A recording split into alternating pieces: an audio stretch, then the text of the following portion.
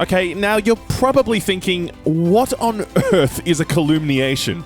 Is it just weird filler jargon for a name like Kingdom Hearts Praise Darkness to the 7th Power or something? Well, apparently not. According to our trusty old friend Google, the verb calumniate actually means to make defamatory statements or to falsely accuse. And that's precisely what this game's all about. Proving your innocence. By battling it out in giant mechs and solving escape room puzzles. Yep, exactly how the legal systems work.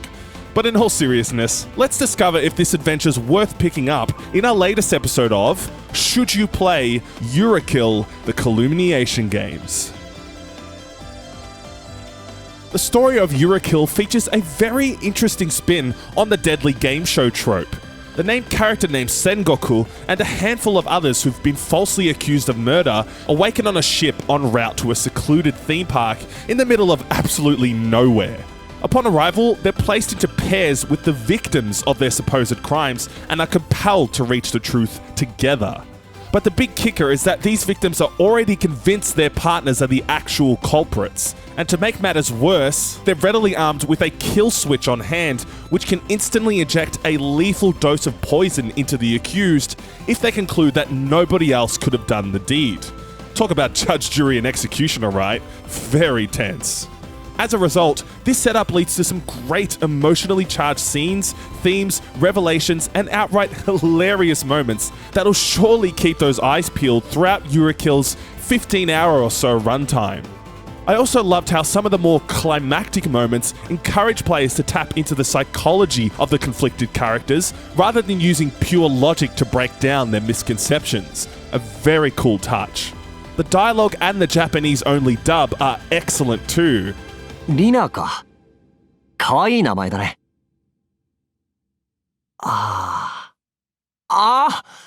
呼び捨ては慣れ慣れしいか。さん付けにするよ。そういえば。どうされましたか？いや、どっかで聞いたことある名前だと思ってさ。リナさん、俺たち会ったことある？あ、ナンパみたいになっちゃったな。ところで、その髪かっこいいね。パンクとか好きなの？それともゴス系とか？地毛ですよ。ごめん。バカにする気はないんだ。気にしていません。そういえば、君はどういう経緯でここに来たんだ？皆様、長らくお待たせいたしました。Even though there are some seemingly stereotypical anime characters on display, they often turn out to be much more in-depth than you'd expect. The point-and-click escape room parts follow a similar theme as well. While they may appear pretty simple to solve at first glance, some of these puzzles will leave players scratching their heads like a highly confused Psyduck. Thankfully, no one should end up having a nervous breakdown like our big friend, since there are 3 helpful tips you can access for each puzzle. Even better is that there are no score penalties or hint coins to be found like in Professor Layton. Just use them if you're a little stuck, or spam tips until the cows come home. I won't tell if you don't. Honestly though, the puzzles themselves are heaps of fun, and almost every single type hardly ever repeats either. From rotating blocks to combination locks, magic squares to dividing up shares, there's a ton of variety and care in Yurukill's puzzling flair. Alright, I'll stop the rhyming, but the best thing is that none of these brain teasers contain outrageously stupid solutions like some of the riddles in Zero Escape, for instance. As much as I love that series, a few of the answers make me want to double facepalm into oblivion. Good grief. When it comes to the auto-scrolling shoot-'em-up side of things, however, this is where the intensity really starts to amp up. Particularly on the hardest difficulty called Hell Mode, Yurukill suddenly becomes a lot more stressful. Look at the difference between the 2 highest difficulties here. It's a big jump forward. I'm aware there are obviously harder games in the shmup genre than this, but Yurukill will still give veterans a solid run for their money. Now, I'm pretty sure I don't have to explain how these types of games work, as they are pretty simple. Move, hold, shoot, and fire off a bomb or laser when they're ready. Then, if you can max out your outburst gauge, which is like a limit break kind of thing, the whole screen will be banished to the Shadow Realm. Done. Although, just like any other shoot 'em up or bullet hell game out there, it quickly becomes an easy to use, hard to master situation in no time. Luckily, there are different characters to play as during the story and arcade modes who all have their own unique attributes. For example, some are generally faster or stronger, while others can shoot in all directions or deal more damage when in close proximity.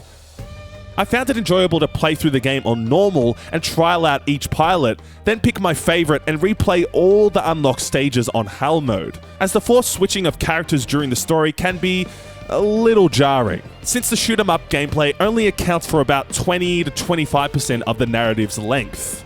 That being said, there is a cool crossover aspect with the visual novel style gameplay, because at certain sections during a bullet hell story segment, the pilot will be asked specific questions about the plot, and players can either gain or lose lives depending on their answers. The question segments don't occur in arcade mode, in case you were wondering, but I honestly believe these parts are great examples of gameplay story integration.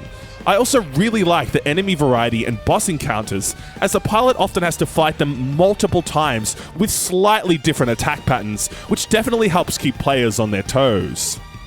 What didn't land as well were some of the presentation elements.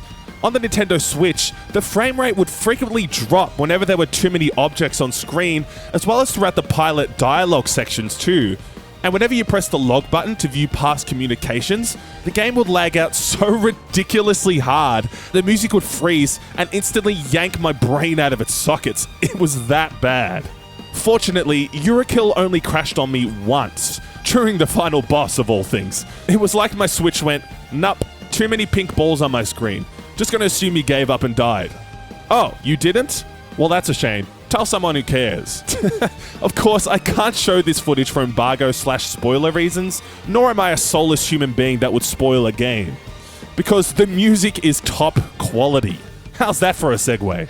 But for real, a good visual novel needs, nay, requires a great soundtrack, and Yurukill's OST is honestly fantastic. It's hard for me to pick a favourite, though I must say almost every track suits the mood and tone of each scene to a T. Give the soundtrack a listen when you can. You won't regret it. So, should you play Yurukill? Well, that's an easy one. This unique mix of escape room sim and shoot 'em up gameplay should certainly be on your radar. Yurukill features a highly engrossing story and premise that'll hook players in from the very start, while the escape room puzzle variety and bullet hell intensity work extremely well in keeping players right up on their toes. There are a few presentation issues, like a bumpy frame rate here and there, laggy menus, and the occasional odd hit detection on the Nintendo Switch, but as a whole, Yurukill contains a gripping 15-hour adventure that any video game fan can enjoy. Guys, make sure you're subscribed if you haven't already, as we release videos like this each and every week. And be sure to check out thebetanetwork.net for my full written review on Yurukill.